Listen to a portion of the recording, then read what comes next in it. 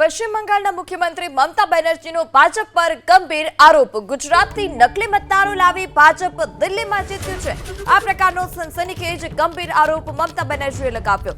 બંગાળમાં પણ આવું જ કરવાનો પ્રયાસ કરશે। ચૂંટણી પંચની મદદથી નકલી મતદારોની યાદી સામે કર્યાનો પણ આરોપ છે। યાદીમાં જે નકલી મતદારો છે તેઓને સામેલ કર્યાનો પણ આરોપ છે। બંગાળમાં પણ આવો જ પ્રયાસ કરવામાં આવશે તે પ્રકારનો આરોપ મમતા બેનર્જીએ લગાવ્યો કે ભાજપની દિલ્હીમાં ભવ્ય જીત થઈ છે। આ જીત બાદ પશ્ચિમ બંગાળના મુખ્યમંત્રી મમતા બેનર્જી કે જેઓએ ભાજપ પર ગંભીર આરોપ લગાવ્યો અને કહ્યું કે ગુજરાતથી નકલી મતદારો લાવી ભાજપ દિલ્હીમાં જીત્યું। এটা বাংলা দখল করার খেলা। তসলিম মিয়া বাড়ি কোথায়? গঙ্গারামপুর। এখানে নাম দিয়েছে জিজ্ঞেস মাকভানা। তার বাড়ি কোথায়? তার বাড়ি হচ্ছে গুজরাট আহমেদাবাদ। বুঝেছেন? একই এপিক কার্ডে কোথাও হরিয়ানা, কোথাও গুজরাট। તો મમતા બેનર્જીના નિવેદન બાદ ભાજપના ધારાસભ્યોમાં પણ આક્રોશ જોવા મળી રહ્યો છે।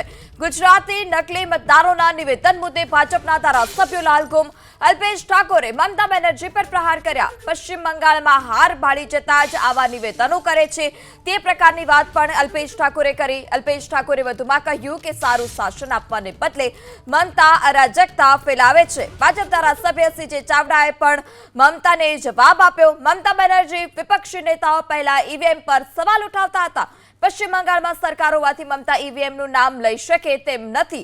ઈવીએમ પર ઠીકરું ફોડી શકતા નથી એટલે નવું બહાનું શોધી લાવ્યા છે તે પ્રકારનો આરોપ પણ સીજે ચાવડાએ લગાવ્યો।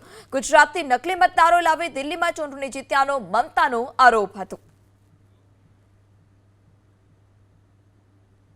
જે રાજ્યમાં ચૂંટણીમાં નામ ઉમેરવામાં આવે કે કમી કરવામાં આવે એની વધુમાં વધુ કાળજી તો એ રાજ્યનો મુખ્યમંત્રી અને સરકાર રાખતી હોય છે।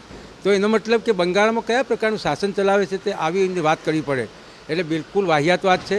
અને ભવિષ્યમાં આવનારી ચૂંટણીઓમાં જ્યાં જ્યાં હારે છે ત્યાં એ પોતે ઈવીએમ વિશે ટેકરું ફોડી શકે એમ નથી એટલે કે આ બીજું બાનું ધરી છે, બીજી કોઈ વાત આમાં છે નહીં। મમતા બેનર્જી હાર ભાડી ગયા છે ને આ પ્રકારની ખોટી વાતો, આ પ્રકારની ભ્રામક વાતો કરે છે। એમણે સુશાસન આપવાની જરૂર હતી। એમણે ગુંડાગર્દી જે બેરોકટોક ચાલી રહી હતી, જે રીતે ડરાવવાનો ધમકાવવાનો જે પ્રયત્ન ચાલતો હતો, મતદારોને ડરાવવાનો પ્રયત્ન ચાલતો હતો, કાયદોની વ્યવસ્થા પડી ભાંગી હતી, એ દુરસ્ત કરવાની જરૂર હતી। આવા આક્ષેપો કરવાથી કંઈ ના થાય। આખો દેશ એ મોદી સાહેબના નેતૃત્વમાં આગળ વધી રહ્યો છે ત્યારે એ હાર ભાડી ગયા છે ને એટલે આ પ્રકારના ખોટા નિવેદનો કરી રહ્યા છે।